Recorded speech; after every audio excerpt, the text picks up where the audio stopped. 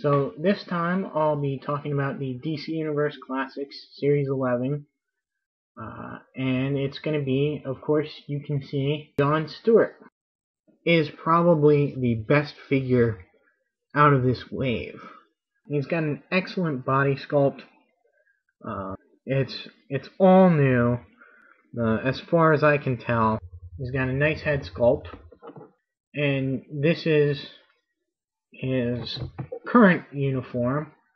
You can see there the lantern symbol is the new lantern symbol, and very much inspired by the way he appeared on the Justice League and Justice League Unlimited series. One thing that I did notice at the first time I took him out, his biceps were very odd in just the way they were sculpted and posed. But now that I've had him out for a little bit, it's not something that I can complain about. So he does have the normal DC Universe posability, articulation, arms, biceps, elbow, wrist, legs, hips, abdomen, waist, knee, thigh, and ankle. You really get him into some great poses. Very dramatic.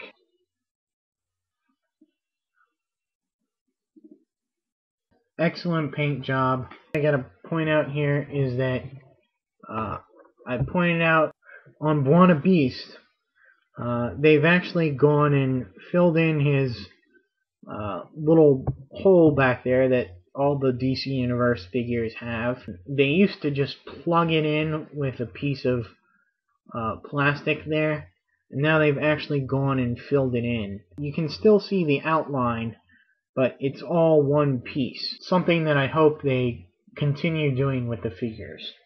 It comes with these two constructs. Now, his first one is just a simple fist. I love this green. It's a lot brighter than the Katmatui construct, the constructs that came with her. You know, the color is just so much better on this, and deeper, I guess. It's just meant for his right hand. Obviously you can see that this is a right hand. His other construct is this, I guess you would call it a gun, not really a sniper rifle, but there's lots of nice detail on it.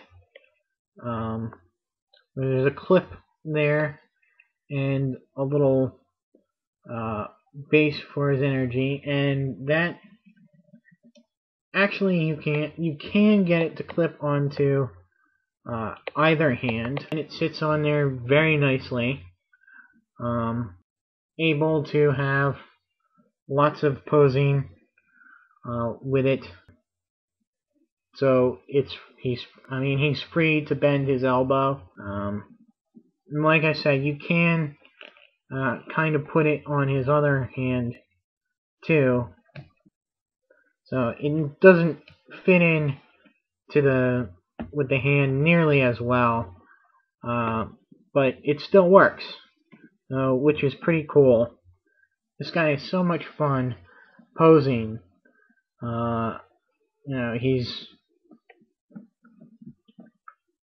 This is probably one of the few figures that actually I have to admit that I can't stop playing with him. And by playing I mean posing him around. And he's just so fun with his constructs. One of the best figures in the line, in the whole line, and not just this particular series, just as one of the best examples of what this line can be. So out of all of them, I would suggest you get him.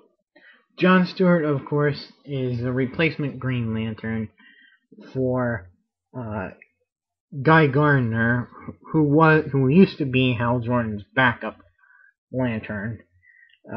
So he was basically third string that got promoted to second string when Guy Gardner got injured. You may have seen my Kat Matui.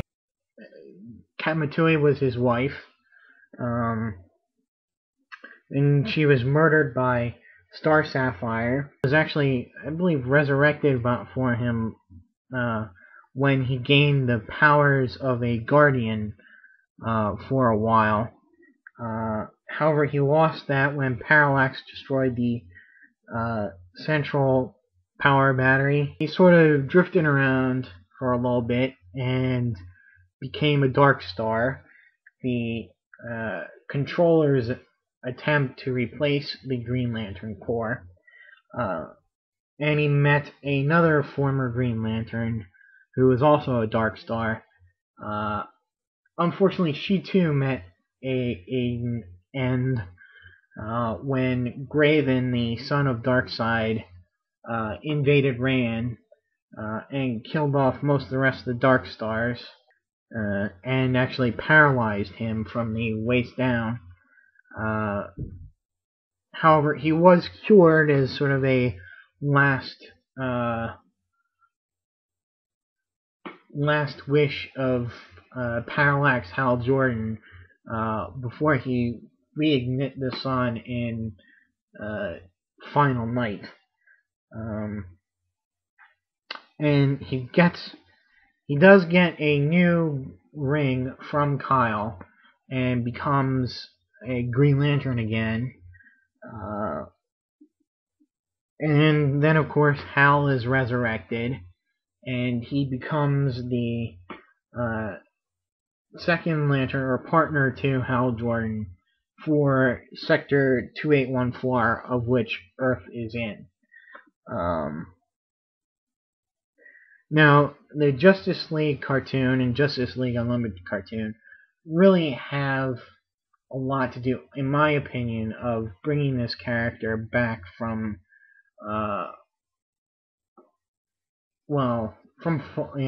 not really bringing him back, but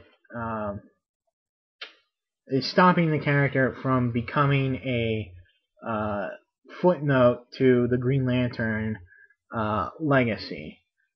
Because when they chose to do a Justice League, he was a Green Lantern they picked for a little bit more diversity, but they also came up with the backstory of him being a U.S. Marine, and just all the stuff they put him through in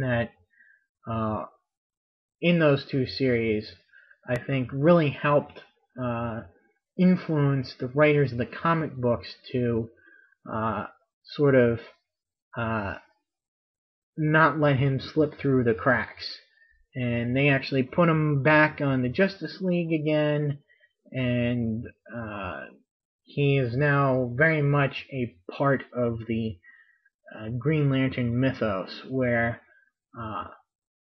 he at one time was relegated, or is basically a supporting character to the Kyle Rayner Green Lantern.